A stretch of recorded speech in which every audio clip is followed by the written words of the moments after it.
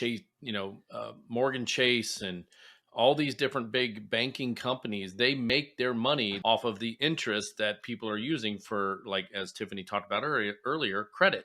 So if this happens, somebody's got to be making some money somewhere. And how does the money get made Yeah. for these guys not to throw up big, huge roadblocks to not let it happen? Well, I think what you're seeing in the news now, in the mainstream news, is that they're in trouble with a lot of things. There's been the Epstein case where a lot of the J.P. Morgan managers were involved with trafficking, etc.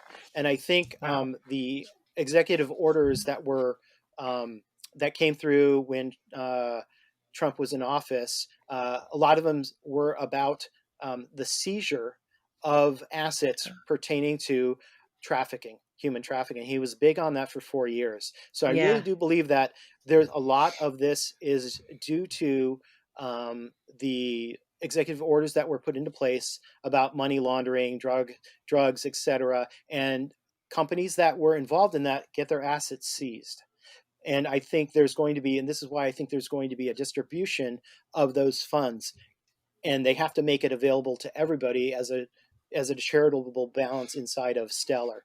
So that's where I believe that money is going to go. And I think you're going to see the dissolution of these larger entities, these larger banks. And they might be there for wealth management to help people with the wealth that's coming into Stellar. But I don't think we're going to see them for very long, maybe another 4 or 5 years at the most. But I think there's going to be this self-banking that's really going to be happening. So, Oh. so Interesting. right, because Yeah. Yeah.